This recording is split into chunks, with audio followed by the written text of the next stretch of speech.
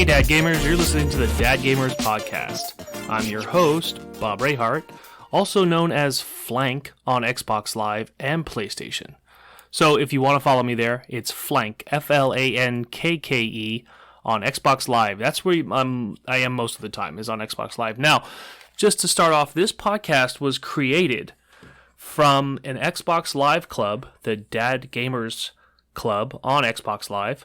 The club was created approximately 5 or 6 years ago when Xbox first started doing their clubs.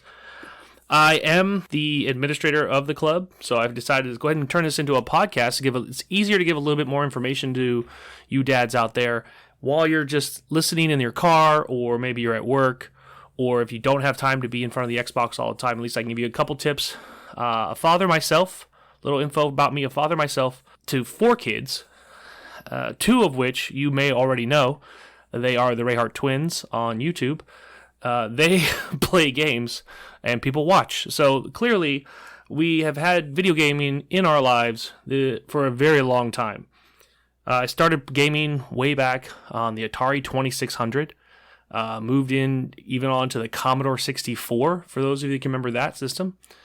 Then went to Nintendo, Super Nintendo, and right up the line, Sega Genesis, even the Atari Jaguar, and TurboGrafx 16, for those of you who can remember that. But for the first episode, the first thing I'd like to talk about when it comes to being a father and growing up with gamers, and being a gamer yourself, it was always the parental controls. The parental controls when it comes to a console or a PC or anything like that. As a parent, you can be the type that worries about it. And like, oh, well, what's my kid playing that I'm not there to, always be watching or anything? Or is it too violent? Or is it too overly sexual or anything like that? But there is parental controls built into every single console. You just kind of have to dig for it. I'm not going to give you a breakdown of every console and how to turn on their parental controls. I think that's kind of a little ridiculous. I think you can figure it out. If you are curious, though, and just want to see, like, you don't have the console yet, or you're unsure of exactly how to start digging into the console, I will post a link to PC Magazine's parental controls. They have a whole breakdown with videos and everything included. I'll post a link in the descriptions, or in the description of this podcast, so that you can go there and you can find it and get a step-by-step, play-by-play of exactly how parental controls will work in your console. They do not have the new consoles, just FYI. They don't have the new PS5 or the new Xbox Series X yet. But I'm sure PC Magazine or somebody, if you needed to find it, it is available and it is out there to find. But what I'd like to jump in as the first episode here is I would like to talk about Microsoft Points. Do you remember Microsoft Points? So, for those of you that remember, Microsoft Points, or those that don't remember, I should say, Microsoft Points are a point system that Microsoft created way back when they were coming out with Zune, which was their answer to an iPod. Microsoft Points were started in November of 2005. Yeah, 15 plus years ago. November of 2005 is when Microsoft Points started. The problem with Microsoft Points was it was 400 points equaled $5. So the ratio was off. So it was 400 points is $5. 800 points was $10. So 1,600 points got you $20, and like 4,000 points was $50 or whatever it was. So with that, it kind of left things, I want to say, weird or awkward, because if you had a Zune, for whatever reason, if you had a Zune and you wanted to buy a song for it, it would cost you 79 points, or 99 points, or 99 cents is the equivalent. But 79 points, and you couldn't just buy 79 points from Microsoft, or you couldn't just buy, whatever range of points you needed to get the digital product you wanted. You had to buy them in blocks. So if you only wanted like one song for whatever reason, you had to buy $5 worth. And so you would then use the 79 points and then have all, an extra 320 points left over for what? Like, are you going to buy another one? But essentially you have $4.01 on a Microsoft account. So that was probably the the worst hiccup that Microsoft had. And the reason why Microsoft actually came out and they said the reason why they did it that way is they wanted to have less transactions between, like for purchases. Like they wanted to have like less credit card transactions. So if they did it in blocks, it wasn't a bunch of people buying 99-cent downloads. It would be, they would buy that block, then they wouldn't have to do it again 4 more times. So I get the idea. I get the point behind why they did it. I think though at the time with Apple doing like the iPod and doing the 99-cent thing, it made it difficult for Microsoft to grab a hold of anybody that wasn't willing to shell out $5 every time. You know what I'm saying? Like they weren't willing to, like they would have to be willing to, I should say, shell out $5 every time and then have this ongoing account with Microsoft. And I think they would have probably been better off just to go with the money right out the gate, stay with the money transactions versus the point system. But a little history. The point system started in November of 2005, and by E3 of 2013, Microsoft decided to call out and say, hey, we're going to end the point system. The point system is going to be over. So by August of 2013, Microsoft had officially ended, with an update that came out through Xbox, they had officially ended the point system of Microsoft and went straight into, like if you had points already sitting in there, you didn't lose them. You got the money for it, the equivalent of. The only problem that I actually personally, I loved having the Microsoft point system for one reason particularly. When my twin sons were growing up, it was much easier, and Microsoft had this built into the Xbox 360 console, that as the twins were growing up, they would do chores around the house, and I would pay them in Microsoft points, because it was much easier to hand them like 400 points or 800 points at the end of the week or whatever for the chores that they were young, the chores that they were doing. And they would be able to then, at that point, be able to pick which games they could download or which games they wanted to download and things like that. So it gave them a sense of being able to work for something, earn the money or points for it, and then be able to spend it and decide on what they wanted, what they earned, and not me just handing them like, oh, let me give you this download. Let me just send you this download. It was just real quick, boom. I even had the ability to do it from my phone, which was great. Microsoft actually had a small app program on the phone that I could just credit points, give points.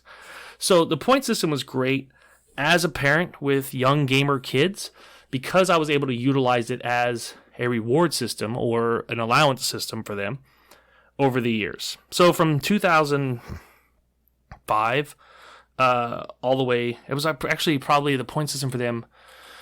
Yeah, it was probably 2005, 2006. We started doing the point system, and then all the way up until it stopped. Wow, probably wasn't. We probably stopped before the point system went away. If I remember correctly, I think we stopped doing the point system in 2010. So it was like a 5-year spot, and then after that, it was just they weren't even interested in doing chores. They just wanted to play games. But as a parent, it's something. It was a cool factor. It was a cool feature that Microsoft had implemented into their system. Not a lot. I don't think a lot of people utilized it, or a lot of people didn't even know about it.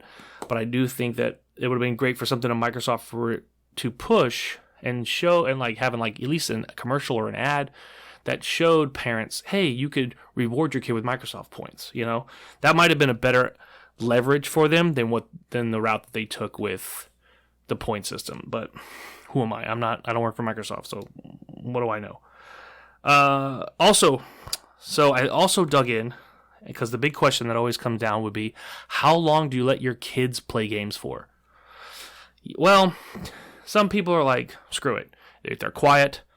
They're in the back seat. They're on the Nintendo Switch, and they're quiet, and I don't want to hear their mouth. They can play it until dinner time, or Well, the American Academy of Pediatrics came out with an actual number of what would be the ideal for a child to play.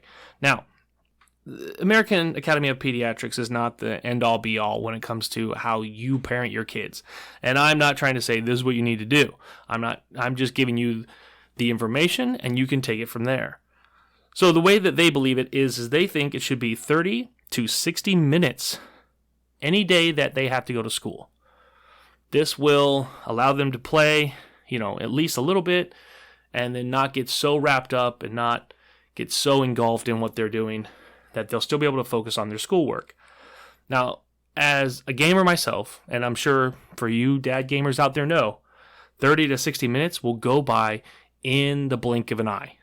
Like, I don't even think I've even ever decided what game to play that it didn't take me 30 minutes to figure it out and find out which one I was doing, much less if the system had an update.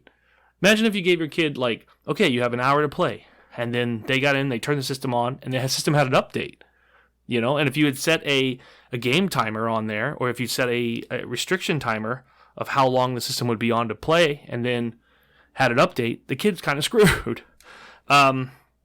Anyways, American Academy of Pediatrics recommends 30 to 60 minutes a day on school days. Now, on non-school days, the weekends, so like Friday night, I guess, Saturday night, maybe Sunday, I don't know. They didn't specify. They said 2 hours or less. And again, every parent can do their own thing. I just give you the information, and you can decide if you want your kids to play a lot longer or a lot less. When it came to me and my sons, we were gamer family right out the gate. Okay, like the twins were born with controllers in hand. Like they were already ready to go. Like exactly, they weren't even old enough to play. I already bought them controllers, like Nintendo 64 controllers, and they played. I let them play forever. I mean, I didn't have any restrictions as far as time-wise on what they could play. The only restriction as a father that I put on them all the way up until they were probably 12, 10, 12, maybe even 13, was I wouldn't let them play, at least to my knowledge. I'll be honest with you. I know my kids, and I know they played anyways, but I never let them play the MA-rated games. Anything that was rated MA at the time. Now, MA games now are way worse than they were way back in 2010. Like, some of the games that I see, I'm like, this is just rated M. Like, this is rated M, or M, excuse me, rated M, I think. Rated mature for mature audiences. This is kind of over the top in some cases. But back then, the rated M games, my kids knew that they weren't allowed to play. At least they weren't allowed to play at my house. And I would let them play the T-rated games, and they could play the E-rated games, or even, and this was a short-lived thing with Nintendo big time, was the KA, which is kids to adults rating. Now, the one thing, since we're talking about ratings, the one thing I never saw, and I know they make them in Europe, but I never saw them myself. I only got my hands on maybe one, and I'll tell you what that is. The adult-only rated games. Yeah, there is a step above the M rating, where it is the AO rating, which is adult only, which is supposed to be strictly 18 and above. Now, the only game in the US to ever really capture that rating was Grand Theft Auto San Andreas. Not the Grand Theft Auto San Andreas that you can go buy right now. The Grand Theft Auto San Andreas that was from the launch of Rockstar's, like, first day. Like, the launch, if you bought Grand Theft Auto San Andreas at launch, there was hidden in, everybody remembers this, I'm sure you dad gamers out there remember, there was hidden inside, you could use the Game Shark code and a Game Shark system to get into the game and play the hot coffee date, where your character would essentially have sex with their date. And it wasn't like regular Grand Theft Auto, where it was like the car would shake. This was like a push-button sequence. It was kind of bizarre. And it was a big controversy. It was all over the news, how they needed a better system to rating, and it was chaos. But that was the only game that actually had originally launched with an M rating, and then GameStop, and at the time, EB Games, went through and had to put AO stickers onto the games. I know because my copy actually had one of the stickers overlapped the M system, or overlapped the M rating. So that's how I dug into it and found out about it. So as it stands right now, that's the only game that I know of that was available for a short time in the US before they patched it. Then they patched it so you couldn't do it, but for a short time in the US, the only AO rated game was Grand Theft Auto San Andreas. Since then, and again, just as a little side history here, I am a game collector. I have still those old Nintendo systems. I have the Virtual Boy system. I don't ever sell anything or trade anything in. I've kept all of it. Which is great because it's a great nostalgia to go back to. Especially if you're like when I introduced gaming to like someone, I'm like, hey, check this out. I have this. Try this. And they get hooked. But it's great to go back and see. And so as a collector, I know I'm kind of rambling here, but as a collector, I would find games that were either going to be pulled from the shelf or that were really controversial, and I would try to get my hands on those. Now, in the next episode that comes out, I'll give you the clue on what controversial games those were and how difficult it was to find them and why they were controversial. So make sure that you definitely tune in next time. But let's keep going about this. The Microsoft points. Let's see. Oh yeah, Microsoft points ended in August of 2013. I think I said that, but they basically were catching too much flack from the blocks, from having to purchase a 400-point block or a 1,600-point card, and and they were selling them at 7-Eleven, which is also great, no big deal.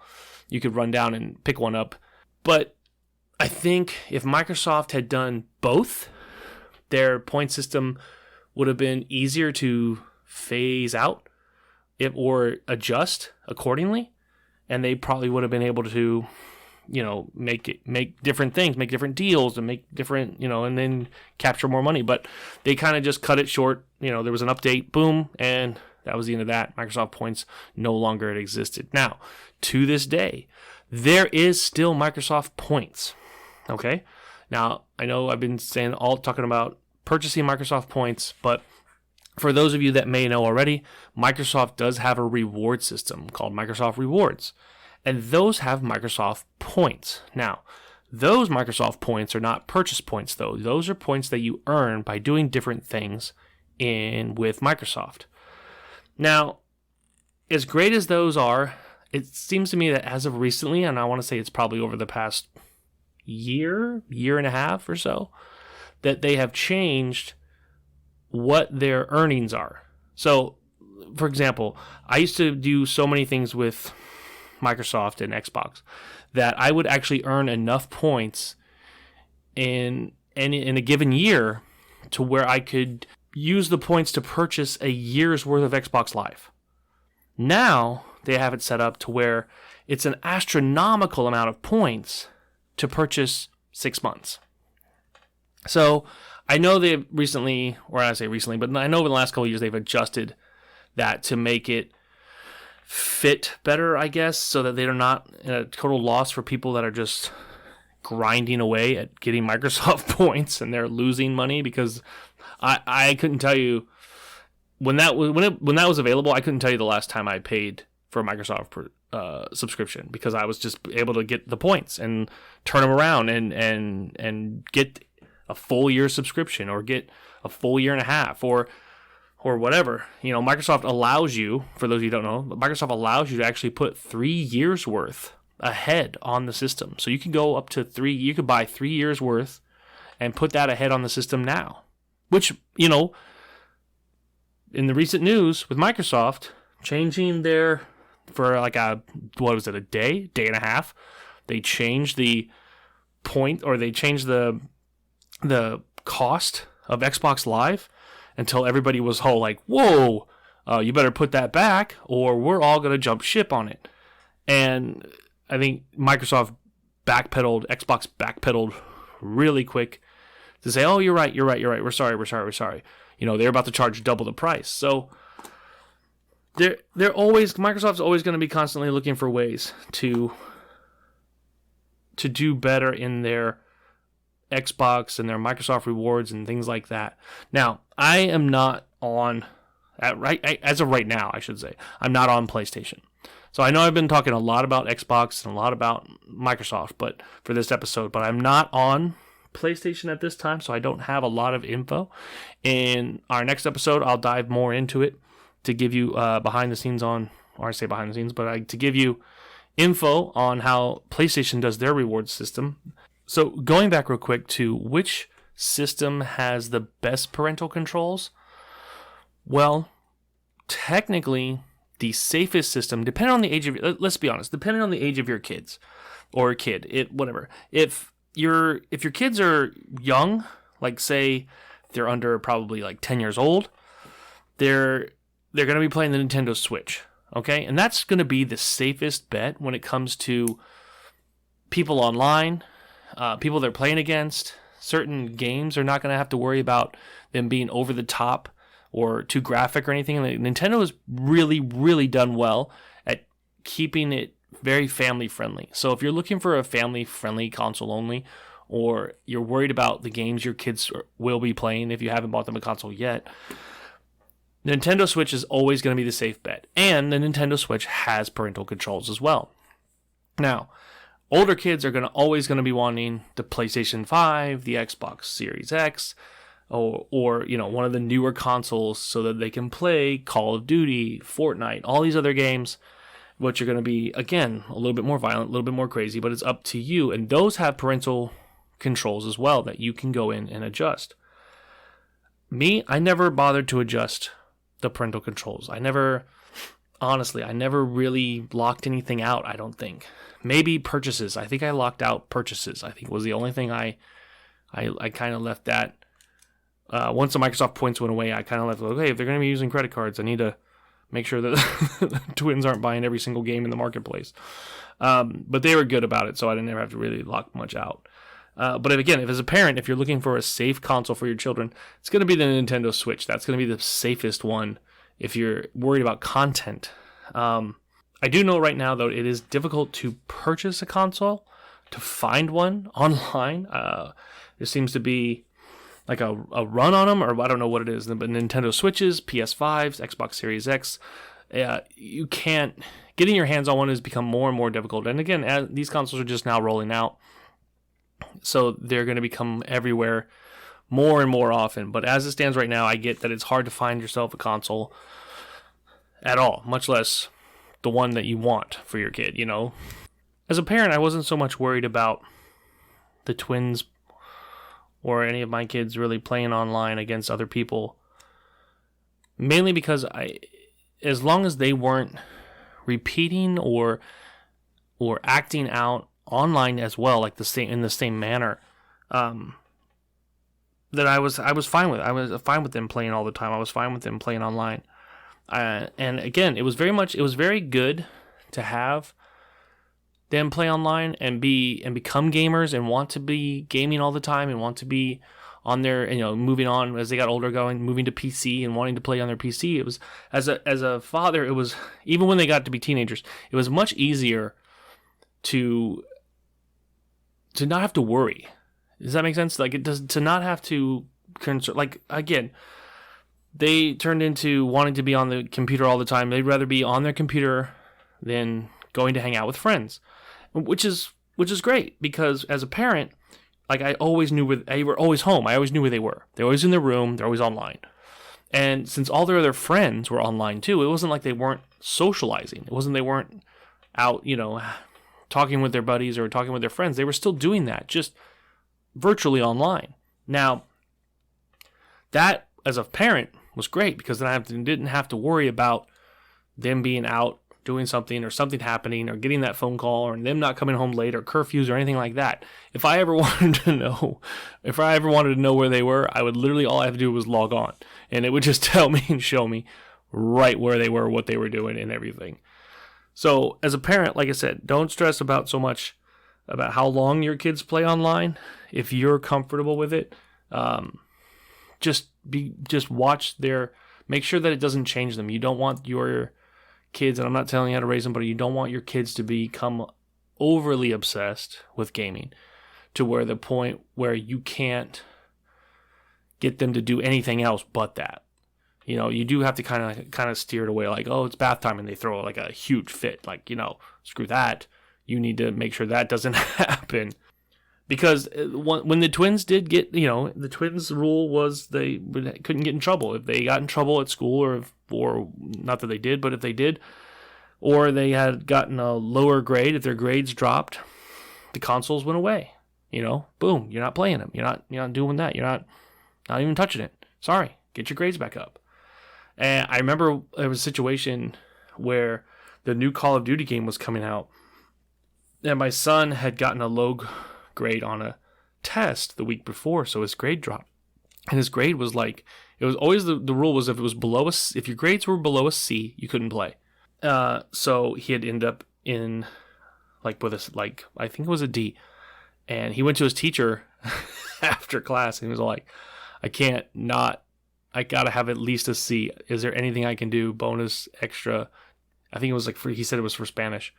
I'll actually bring him on the show and ask him about this on another episode. But I think it was Spanish. And he said, the teacher was like, oh, yeah, you could totally do extra credit. And made Robert write something or made him do something to where he got extra credit and got his grade up just in time for like the launch of like Call of Duty or Halo or some new game. So it surprisingly enough, taking the consoles away for having poor performance in school actually encouraged him to want to do more for school, and it kind of forced him to learn more in order to be able to play video games. So that's my thoughts on Microsoft Points, gaming time, and parental controls for consoles.